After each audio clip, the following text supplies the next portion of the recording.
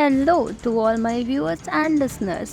Welcome to my YouTube channel World Screen Recap. आज मैं आपके लिए जिस फिल्म की कहानी लेकर आई हूँ उसका नाम है द बोट, जो 2018 में रिलीज हुई थी। ये कहानी है जॉन नाम के एक आदमी की, जिसे समंदर के बीच में एक अनजान बोट मिलती है और जब वो उसके अंदर जाता है तो उसके साथ क्या क्या घटनाएं होती हैं ये जानकर आप दंग रह जाएंगे। तो कहानी शुरू होती है हमारे हीरो जॉन से, जो अपनी छोटी सी बोट लेकर निकल जाता है फिशिंग करने के लिए। लेकिन थोड़ी दूर ही चलने पर उसे अपनी तरफ फॉग आते हुए दिखाई देता है और सामने बिल्कुल अंधेरा हो चुका था। वो उसी अंधेरे में थोड़ी दूर आगे बढ़ता है और तब उसे एक बड़ी सी बोट दिखाई देती है। वो उसके पास जाता है और उसके मालिक को बुलाने की कोशिश करता है। शायद कोई यहाँ फंस गया हो, उसे कोई आवाज नहीं आती है, मतलब ये बोट लावारिस है। वो पहले तो अपनी छोटी सी बोट को बांधता है और बड़ी बोट के ऊपर चढ़ जाता है। अंदर जाने पर बोट बिल्कुल नॉर्मल लग रही थी और वहाँ जो खाना रखा हुआ था वो भी फ्रेश था। मतलब इससे ज्यादा टाइम नहीं हुआ है यहाँ पे खड़े हुए। जॉन बोट स्टार्ट करने की कोशिश करता है लेकिन वो स्टार्ट नहीं होती है। फिर वो दूरबीन से आसपास देखता है कि शायद इसका मालिक कहीं आसपास ही हो और उसे दिख जाए, लेकिन दूर दूर तक कोई भी नहीं था।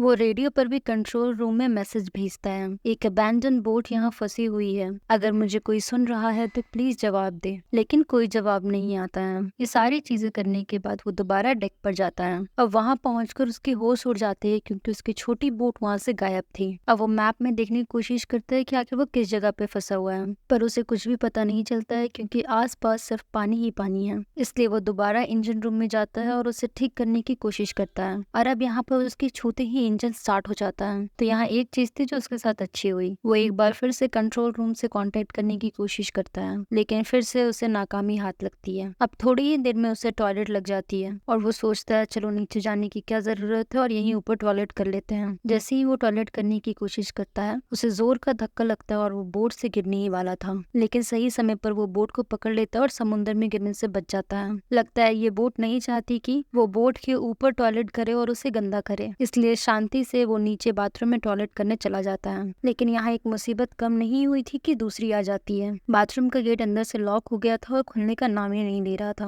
और वह उसे ऊपर से नीचे हर तरफ से खोलने की कोशिश करता है। तभी उसे एक कैची मिलती है। वो उससे भी ट्राई करता है गेट खोलने की, लेकिन सारी कोशिशें बेकार थी। अब उसे बाहर रेडियो पर किसी की आवाज सुनाई देती है। इसी समय वो विंडो से बाहर एक शिप को भी देखता है। अगर वो बाहर नहीं गया तो शिप यहाँ से चला जाएगा और वो फिर से अकेला रह जाएगा। अब वो विंडो से उस शिप को कपड़ा दिखाता है कि शायद वो उसे देखकर रुक जाए, लेकिन वो छोटा सा कपड़ा कैप्टन देख नहीं पाते और शिप जाने लगता है। जॉन को एक दूसरा आइडिया आता है और वो एक रस्सी से अपनी बोट को रोकने की कोशिश करता है। उसकी ये कोशिश काफी अच्छी थी, लेकिन तभी वो रस्सी जाकर इंजन के फैन में फंस जाती है और दूसरी तरफ की रस्सी जॉन के गले में। वो रस्सी खिंचती जा रही थी और जॉन का गला दबता जा रहा था। एक समय ऐसा आता है जब जॉन मरने ही वाला था, लेकिन वो जैसे भी करके उस रस्सी को अपने गले से निकाल लेता है और मरते मरते बचता है। और तभी वो शिप उसकी छोटी सी बोट से टकराती है, जिसके कारण उसे काफी चोट आती है। जब वो खुद को शीशे में देखता है तब उसकी हालत काफी खराब होती है। उसे ऐसा लग रहा था कि उसने बहुत गलती कर दी इस बोट पर आकर। अब वो और ताकत लगाता है उस गेट को खोलने की, लेकिन ऐसा लगता है कि किसी ने पकड़ रखा है उस डोर और वो खुलने का नाम नहीं ले रहा था। जॉन को भूख और प्यास भी लगने लगी थी और वो सावर से पानी पीने की कोशिश करता है, लेकिन उसमें भी पानी खत्म हो चुका था। और तभी उसकी नजर फर्श पर पड़ती है। अब बोट में टक्कर की वजह से छेद हो गया था, जिसके कारण बोट में पानी भरने लगा था। उसे अब भी लग रहा था कि बोट में कोई इंसान मौजूद है। जॉन रोते हुए उस इंसान से रिक्वेस्ट करता है कि प्लीज मुझे जाने दो, मुझे कुछ भी नहीं चाहिए। लेकिन फिर भी डोर नहीं खुलता है और वहीं ऊपर हम देखते हैं कि बोट अपने आप चल रही है। धीरे धीरे अब रात हो जाती है, लेकिन जॉन अभी भी वहाँ फंसा हुआ है। तभी उसकी तरफ तेज तूफान और बारिश आती है। इस तूफान की वजह से पूरी बोट बहुत जोर से हिलने लगती है। जहाँ जॉन फंसा हुआ था अब उस जगह पर पानी भरना शुरू हो जाता है और जॉन की समझ में नहीं आ रहा था कि वो करे तो करे क्या। वो चुपचाप वहाँ बैठ जाता है और जब उसकी आँख खुलती है तो तूफान शांत हो चुका था। वहाँ बैठे बैठे जॉन की उंगलियां और पूरा शरीर अकड़ चुका था। उसके कंधे तक पानी भर चुका था। वो बहुत मुश्किल से खड़ा होता है और एक बार फिर कोशिश करता है कि शायद इस बार गेट खुल जाए। अब वो पानी के नीचे जाता है और देखता है कि गेट तो पहले से ही खुला है। अब वो जोर का धक्का देता है और उसे तोड़कर गेट के बाहर आ जाता है। वो सबसे पहले भागते हुए डेक पर जाता है और खुली हवा में सांस लेता है। उसे कुछ समझ नहीं आ रहा था कि असल में इस बोट पर हो क्या रहा है। ऐसा लग रहा था कि इस बोट को किसी आत्मा ने अपने वश में कर लिया है और इस बोट को चला रही है। अब उसे कैसे भी कर यहाँ से निकलना था। इसके बाद उसे एक आइडिया आता है। वो कुछ एयर बैग निकालता है और नीचे से वही टूटा हुआ बाथरूम का डोर लेकर आता है। फिर इन दोनों की मदद से वो एक बोट बनाता है जिससे कि वो यहाँ से निकल सके।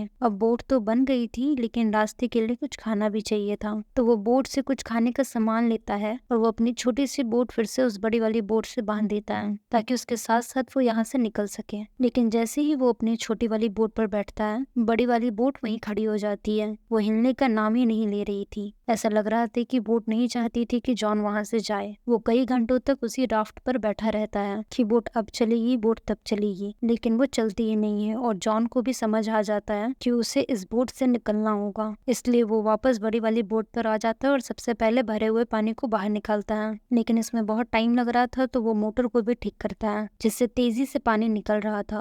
अब बोट में जो जो दिक्कतें थी वो सभी को ठीक करता है और उसके टूटे हुए हिस्सों को भी पेंट करता है ताकि वापस से पानी ना घुसे। सारी चीजें करने के बाद वो एक बार फिर से रेडियो से मदद मांगने की कोशिश करता है कि शायद उसकी आवाज कोई सुन ले, बट सामने से कोई जवाब नहीं आता है। तो वो थक हार कर डेक पर जाकर बैठ जाता है और मैप में खुद की लोकेशन ढूंढने की कोशिश करता है और वो सोचता है कि क्या किया जाए ऐसे समय पर। तभी वो सामने से एक शिप आते हुए देखता है और सीधा पानी में छलांग लगा देता है। वो अपनी छोटी राफ्ट को चलाते हुए उसकी तरफ जाने लगता है, लेकिन यहाँ आयरनी देखिए, जो बोट अभी तक स्टार्ट नहीं हो रही थी वो अपने आप चलने लगती है और तेजी से उसी की तरफ आने लगती है। जॉन अपनी राफ्ट से और तेज भागता है, लेकिन वो बोट और भी तेजी से उसकी तरफ आने लगती है और वो बस उससे टकराने ही वाली थी तभी वो पानी में कूद जाता है और अपनी जान बचाता है। लेकिन उसके आंखों के सामने से ही वो दूसरी शिप वहां से चली जाती है। अब जॉन और हम दोनों ये देखकर समझ जाते हैं कि शिप नहीं चाहती थी कि वो उससे दूर जाए, और यही सोचकर जॉन पूरे समय पानी में ही गुजार देता है। लेकिन इस पानी में शार्क भी मौजूद है और सबसे बड़ी मुसीबत है ठंडा पानी, और उसे ना चाहते हुए भी वापस उस बोट पर आना पड़ता है। और वो ठंड की वजह से कांप रहा था, इसलिए वो सीधा ब्लैंकेट ओढ़कर नीचे जाकर सो जाता है। जब उसकी आंख खुलती है तो बोट बस चले जा रही थी, लेकिन उसे पता नहीं था कि वो कहाँ जा रहा है। वो ऊपर डेक की तरफ जाने की कोशिश करता है, लेकिन एक बार फिर से वो मेन डोर लॉक हो गया था। तभी उसकी नजर बाथरूम पर पड़ती है जहाँ एक रास्ता था वहां से ऊपर जाने का।